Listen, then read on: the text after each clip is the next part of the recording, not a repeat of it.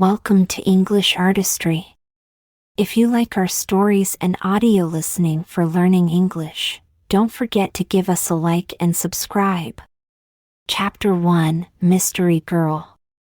It all began on a beautiful spring morning in a lovely little village called Whistler in Canada. Nestled in the mountains of British Columbia, Whistler is a gorgeous spot. There was a café in the village with tables outside, and at one of these tables sat a young man. He just finished his breakfast and was enjoying a cup of coffee. He looked up into the blue sky and felt the warm sun on his face. Nick Lortz was a happy man.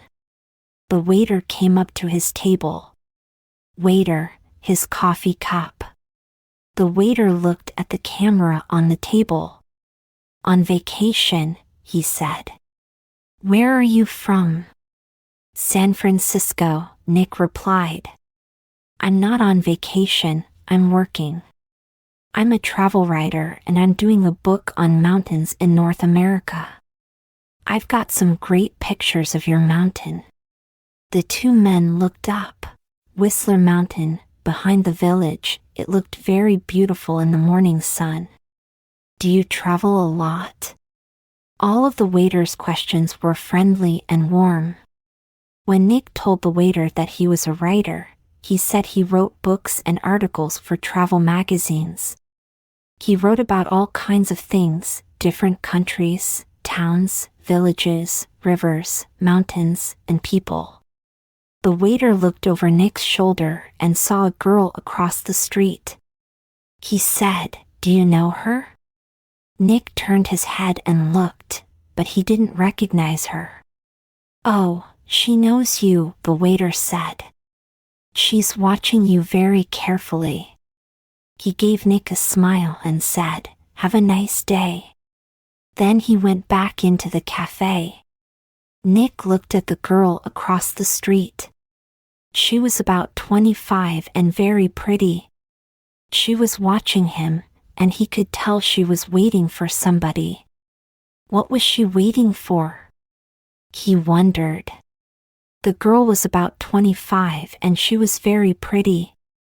She was watching me, Nick thought, and then she turned and looked in one of the shop windows. After a second or two, she looked back at Nick again. Nick watched her, and she looked worried. What is she doing? Is she waiting for somebody? Suddenly, the girl smiled, and then she walked across the street, came up to Nick's table and sat down. She put her bag down on the table, and Nick saw that it was half open. "Hi," she said. "I'm January. You remember me? We met at a party in Toronto." "Hi Jan," Nick said, smiling. "I'm Nick, but we didn't meet at a party in Toronto. I don't go to parties very often, and never in Toronto." "Oh," the girl said, but she didn't get up or move away. "Have some coffee," Nick said kindly. The story about the party in Toronto wasn't true, but it was a beautiful morning, and you're a pretty girl. Maybe it was a party in Montreal or New York. The girl laughed. "Okay, maybe it was. And yes, I'd love some coffee." When she had her coffee, Nick asked, "What are you doing in Whistler, or do you live here?" "Oh, no," she said. "I'm just traveling through. I'm a travel writer, and I'm writing a book about famous mountains," Nick added. "That's interesting," she said, but her face was worried, not interested, when she looked across the road again. A man with very short white hair walked across the road. He was about 6. The girl was about 0 years old and he was tall and thin. The girl watched him with a curious gaze.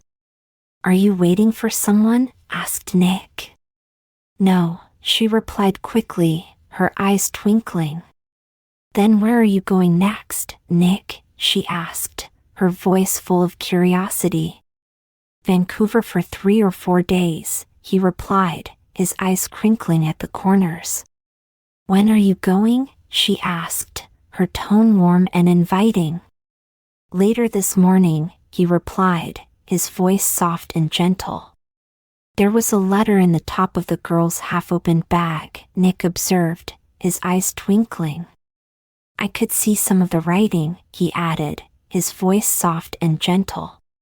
"I read it because I saw the word Vancouver and it said, 'We can meet at the Empress Hotel, Victoria, Vancouver Island on Friday afternoon,' so she's going to Vancouver too." He thought, suddenly. The girl said, "Do you like movies?" "Yes, I love movies," he replied. "Why?" "Because I know a man who loves movies and going to the cinema." She said it slowly, as if she were telling a secret. "People call him Mr. Hollywood," she smiled at Nick. "Can I call you Mr. Hollywood too?" Nick laughed. "Okay," he said. "And what can I call you?" She smiled again. "Call me Mystery Girl," she said. "That's a good name for you," said Nick. Just then, the man with white hair. A man came into the cafe. He didn't look at Nick or the girl, but he sat at a table near them. He asked the waiter for some breakfast. Then he began to read a magazine. The girl looked at the man, then quickly looked away again. "Do you know him?" Nick asked her. "No," she said. She finished her coffee quickly and got up. "I must go now," she said. Nick stood up too. "Nice to meet you," he began, but the girl suddenly took his face between her hands and kissed him on the mouth. "Drive carefully, Mr. Hollywood," she said. "Goodbye." She said it with a big, beautiful smile, then turned and walked quickly away. Nick sat down again and watched her. She walked down the road and into a big hotel. What was that all about? Nick thought. That man with white hair watched Nick and waited. After 4 or 5 minutes, Nick finished his coffee, took his books and camera, and left the cafe. His car was just outside the girl's hotel, and he walked slowly along the street to it. The man with white hair waited a second, then quickly followed Nick. The girl was sitting in a window high up in the hotel, looking down into the road. She saw Nick and the man with white hair about 50 yards behind him. Nick got into his car and the man with white hair walked quickly to a red car across the street.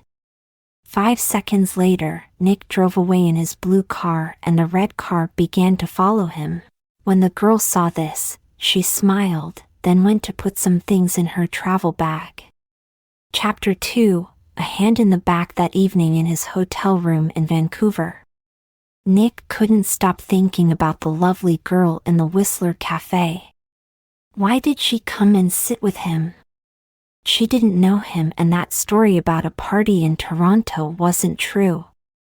She was worried about something, but what? And that kiss. It was nice, of course, but why did she do it? Maybe she liked my face or my brown eyes. But I'm not going to see her again, so it doesn't matter, forget it. He put some money in his pocket and went downstairs to the hotel restaurant. He put his money in his pocket and went downstairs to the hotel restaurant, but there were no free tables, so he walked down to Gastown and found a restaurant there. After dinner, he went for a walk. Vancouver was a friendly city, and Nick liked walking through Gastown and Chinatown, looking in the shops and watching the people. It was nearly dark now, and it was a busy time of the evening. There were a lot of cars and a lot of people. After a while, Nick began to walk back to his hotel. He found himself on a busy street, waiting with a small crowd of people to cross the road. Next to him stood a tall woman in a blue dress. She turned and smiled at him. It's the first warm evening of spring, she said. It's nice to be out after the long, cold winter. Yes, Nick replied.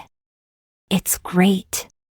Then, without warning, there was a hand on his back, pushing him into the road. Nick fell forward, landing on his face in front of a big green car. People screamed, but the green car stopped only inches from Nick's head. The woman in the blue dress ran into the road and pulled Nick to his feet. Are you okay? What happened? She said. The driver of the green car shouted angrily at Nick, but Nick didn't hear him. Somebody pushed me, he said to the woman. I didn't fall. Somebody pushed you, she said. I didn't see anybody. Nick looked at the faces of the people near him, but he didn't know them. Then he saw a man. The man was tall and thin with very short white hair. He walked quickly away down the street and didn't look back. Hey, Nick, he shouted. Wait. But the man didn't stop, and he was soon lost in the crowds. Hey, Nick, the woman in the blue dress called. Hey, wait up. I don't know, Nick said. Do you know him? No, she said. But I know that short white hair. Now, where did I see it before? I don't know, Nick said. But I know that hair now. Where did I see it before? The woman began to move away. I must get home, she said. Are you okay now? Yeah, I'm okay, Nick said, and added, Thanks for your help. That's okay. The woman smiled and said, Be careful now. Back in his hotel, Nick sat on his bed and thought. It was an accident. Nobody pushed me. It was an accident. Nobody wants to kill me. And there are hundreds of men in Vancouver with white hair. It was 1 o'clock in the morning, but Nick couldn't sleep. He listened to the cars in the road and he gazed at the night sky through his hotel room window. Then he sat at the table and tried to write some more of his book about mountains, but he couldn't think about his work. He got back into bed. There were 4 or 5 magazines in the hotel room. They were not very interesting, but Nick sat in bed and opened one and saw a photo of Mystery Girl. He looked at the picture very carefully. Yes, it was her. Jan, the girl from the Whistler Café, was next to a man they were about 50 or 55 years old, and they were in the garden of a big, expensive house. They smiled for the camera, and they looked very happy. The camera had captured the moment when Canadian millionaire Howard Hudson and his daughter Meg were at their home in Toronto. Meg Hudson, not Jan, not mystery girl Meg Hudson, the daughter of a millionaire. Nick read it again. Why did she come and sit with me in the cafe at Whistler? He thought. Millionaire daughters don't sit with strangers in cafes. He smiled and gave them a big kiss when they left. Why did she do it? What did she want? He thought back to the cafe in Whistler and the girl next to him at the table. Then he remembered something. He remembered a man at a table near them in the cafe. A tall, thin man about 60 years old. A man with very short white hair. Nick didn't sleep much that night. Chapter 3, A Walk in the Park. The next day was Thursday. Nick stayed in his hotel. He spent the morning in his room, then drove to Stanley Park in the afternoon. He sat and read a book for an hour, then went for a walk under the tall trees. It was so peaceful there. He could walk and think, and nobody was around. He thought about Meg Hudson and the man with white hair. Did she know him? He remembered Meg Hudson's last words, "Drive carefully, Mr. Hollywood." Why did she say that? Why did she call him Mr. Hollywood? He didn't understand. Then, all of a sudden, he heard a noise. He stopped and realized that it was a gun. He thought, "Oh my goodness, there's somebody in the trees with a gun. There it is again." Then something hit the tree over his head. "Somebody's shooting at me," Nick thought. He turned and ran, and somebody began to run after him. Nick ran through the trees. There was no sun in here, and it was half dark. There were no people, and nobody to help him. "Oh dear, I must get to my car. I'll find some people, or the police," Nick thought. He ran on. He could still hear the gunman behind him, so he ran faster. After 3 or 4 minutes, he stopped and listened. Everything was quiet. Nick was afraid. What was happening? He thought. Why was somebody shooting at me first? A hand pushed me in front of a car, and now somebody was shooting at me. He waited another second or two, then walked quickly back to his car. He was very careful. He looked and listened all the time, but nobody came out of the trees and nobody shot at him. Then he saw. People were everywhere, women with young children, some boys with footballs, 2 men with a dog. He began to feel better. Nobody could shoot him now, he thought, not with all these people here. 10 minutes later he was back at his car. There was a letter on the window. Nick read it. It said, "I'm going to kill you, Mr. Hollywood." Nick drove to the nearest police station. He waited for half an hour, then a tired young policeman took him into a small room.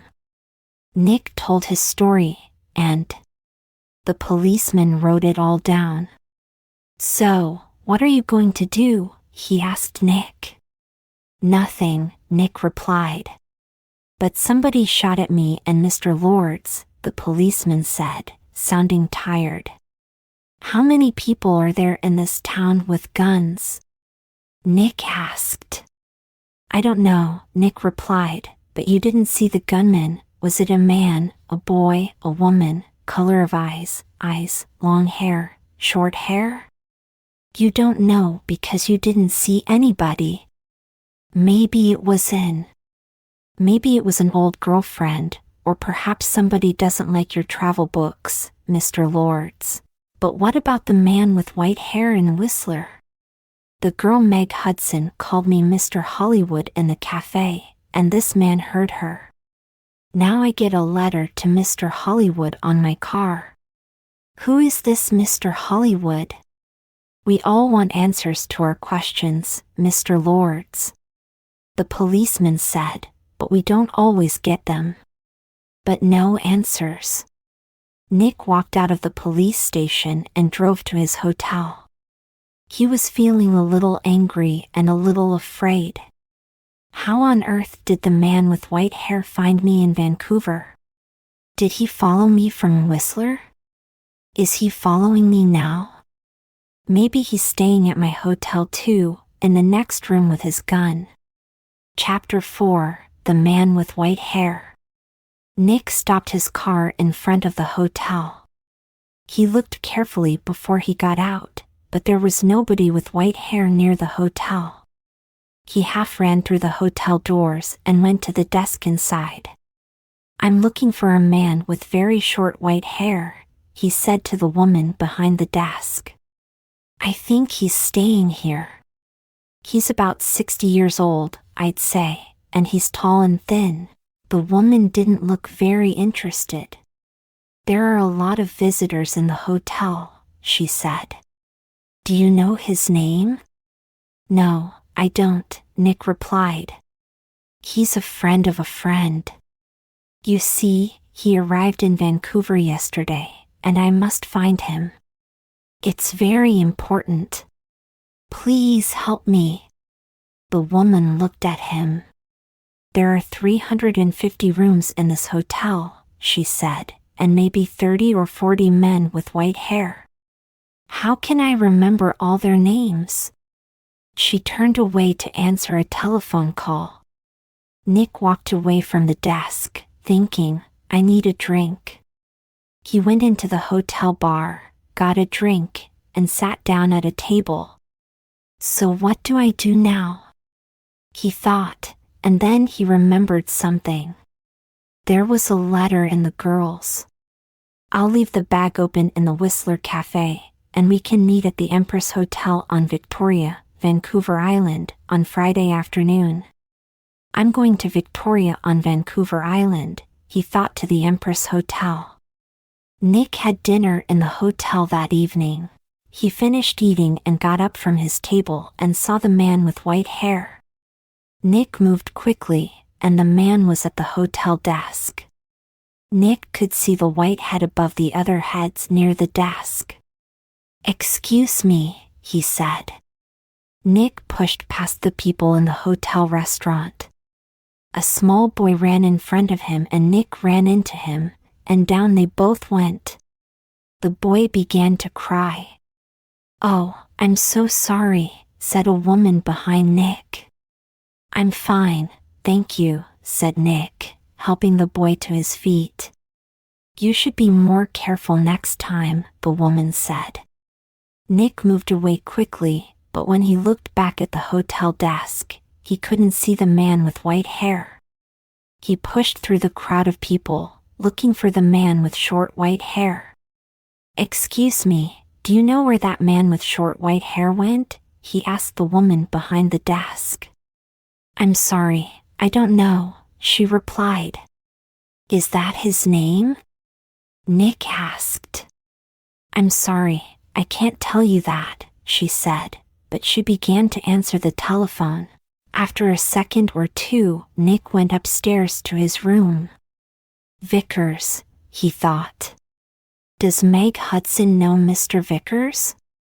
I need some answers, and I need them quickly. Chapter 5, Vancouver Island.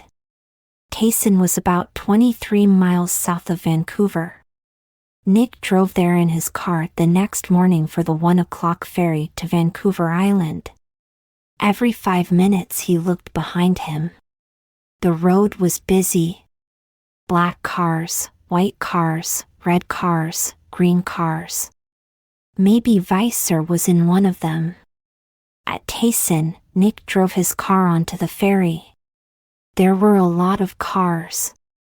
There were so many cars and crowds of people. Nick got out of his car and walked up and down the ship, looking for a man with white hair. He didn't see one, but he was happy to find the ferry restaurant and get something to eat. The ferry was about to leave, and more people came in. Nick looked at all the older men's faces, some of whom had hats on. He looked for somebody tall and thin, but there was nobody. Maybe he wasn't on the ferry after all. Later on, Nick walked around the ship again. He thought he saw the man with white hair in the crowds, but he couldn't be sure. 90 minutes after leaving Tayson, the ferry arrived at Swartz Bay on Vancouver Island. Nick went back down to his car. Swartz Bay was 20 miles north of Victoria. Nick drove quickly and looked behind him every 4 or 5 minutes. He saw a red car about 200 yards behind him. Did I see that car on the road from Vancouver to Tayson?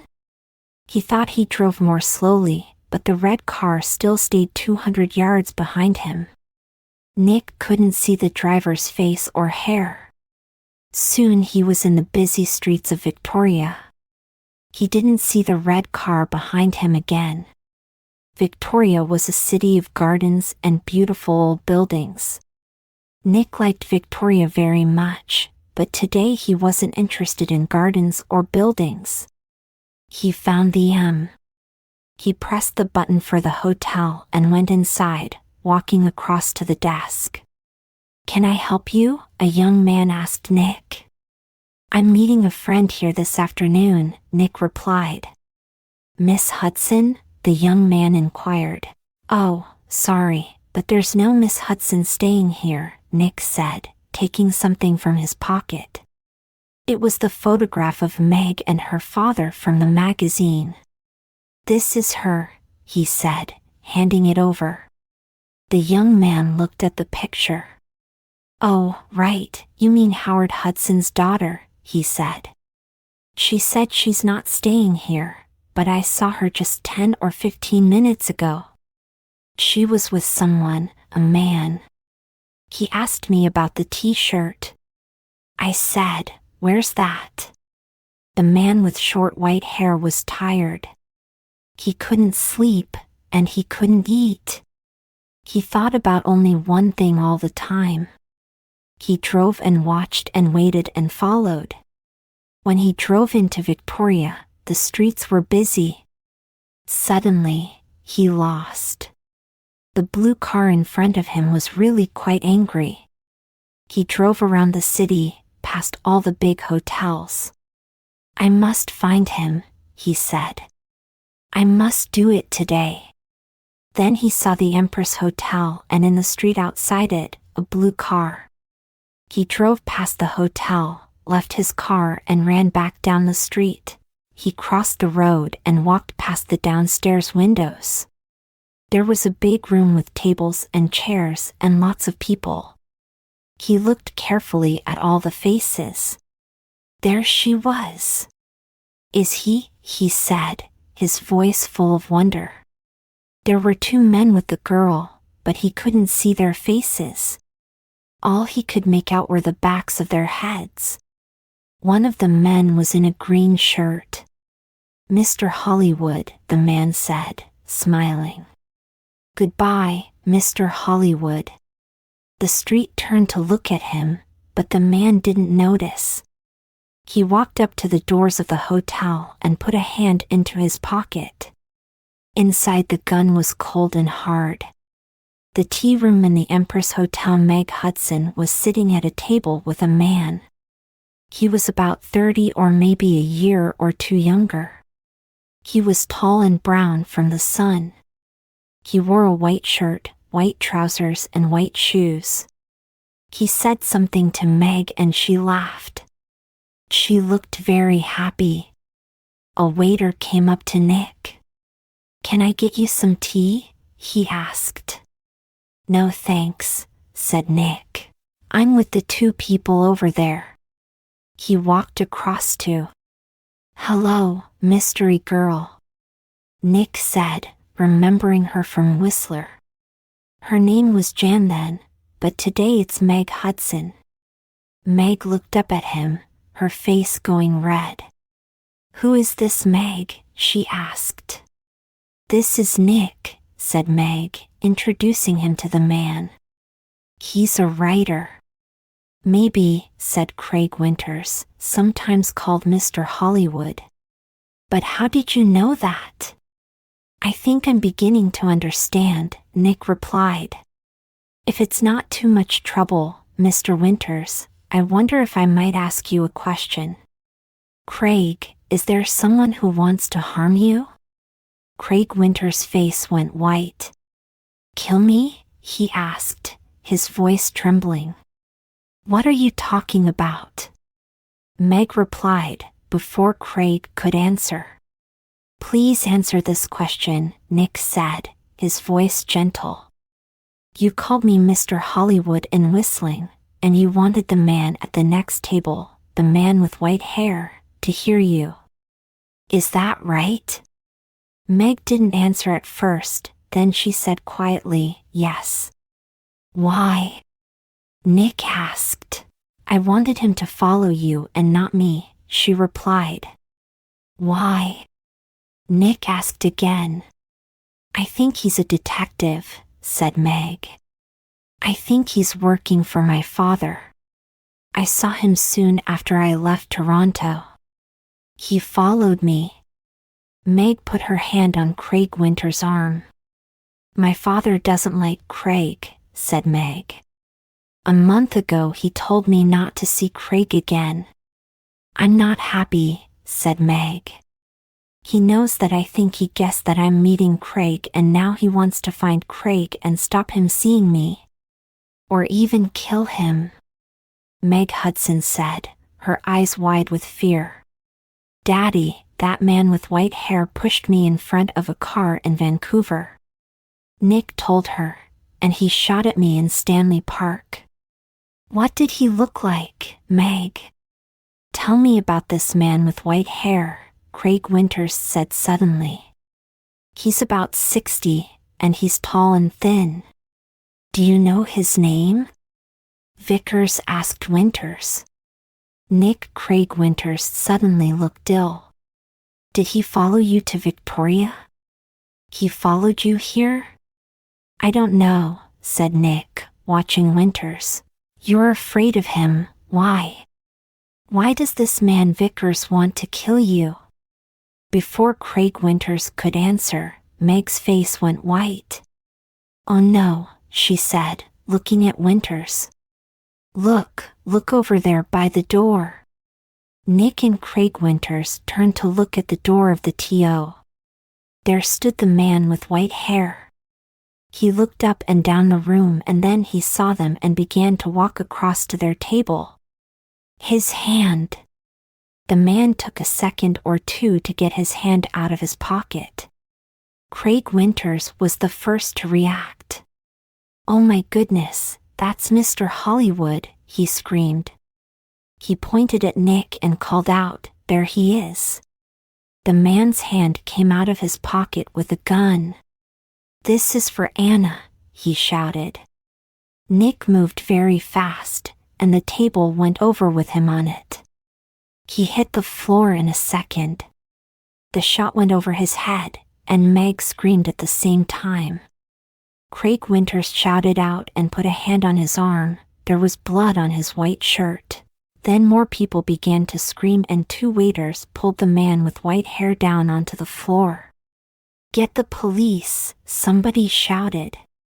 Chapter 7 At the police station. It was 7:30 p.m. Nick and Meg were in a room at the police station. The man called Vickers was in a different room with 3 detectives.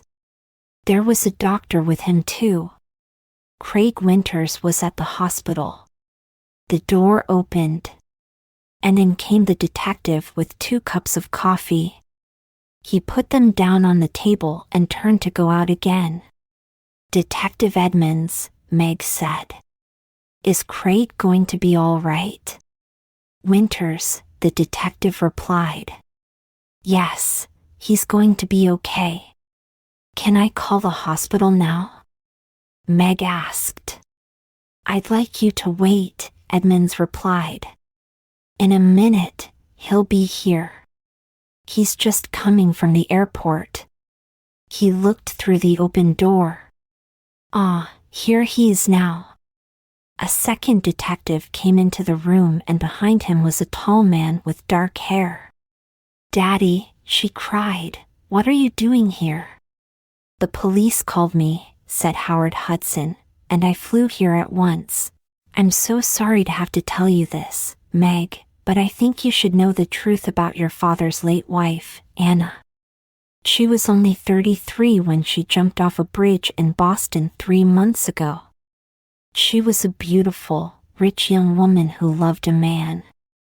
Unfortunately, he took her money, ran away and left her. He was called yes, Meg, yes. That's right, Miss Hudson. He was also known as Mr. Hollywood. I'm so sorry, Meg, but I think you should know the truth about your father's late wife. Craig Winters, when Anna Vickers knew him, he was Carl Windsor, but he liked all his girlfriends to call him Mr. Hollywood. He took nearly $50,000 from Anna Vickers and there was a girl before that. Oh, it's not true, Meg shouted. It is true, Meg said. Her father, Winters Winder, gets all his money from rich men's daughters. Johnny Vickers loved his daughter. He went to her house in Boston after she died. He read her letters and learned about the money and the name Mr. Hollywood. When he came to my house, I told him about you, Meg.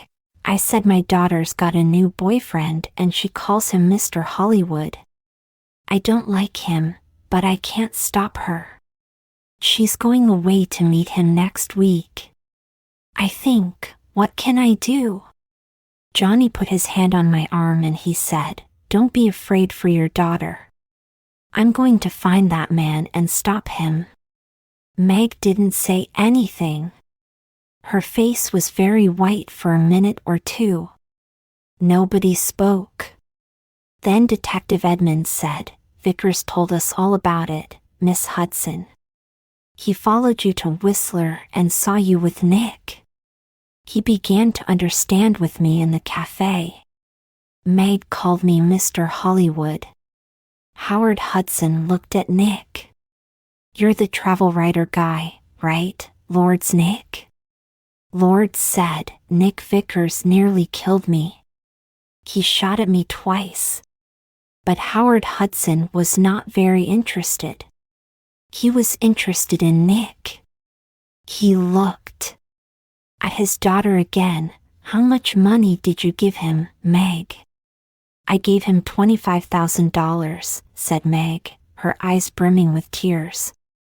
Only for 2 or 3 months, he said, his voice heavy with concern.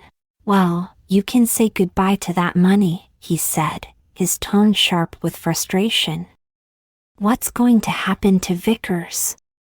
Nick asked, his voice filled with worry. I think he's going to the hospital, said Edmonds, his expression somber. He shot at you, and about 50 people saw him, but he's not going to jail. Wellman, the doctors are going to put him away in a hospital. Howard Hudson stood up. Meg, I'm going to take you home. My plane is waiting at the airport. After spending $50,000, Nick took the evening flight back to Vancouver. He was tired and hungry, so he went downstairs to get some dinner at the Ferry restaurant. The restaurant was busy, but Nick managed to find a free table. He sat down quickly and began to eat. He was thinking about going back to work the next day and forgetting about millionaires' daughters and men with guns. Can I sit with you? A voice said. Nick looked up and saw a pretty girl sitting next to him. To his table, he got up. It's okay, you can have this table. I don't want it, he said kindly. He began to move away, but the girl called after him, please don't go. Stay and finish your dinner. She smiled at him, a lovely smile that made his heart melt. I'm not hungry, he said, and he walked quickly out of the restaurant.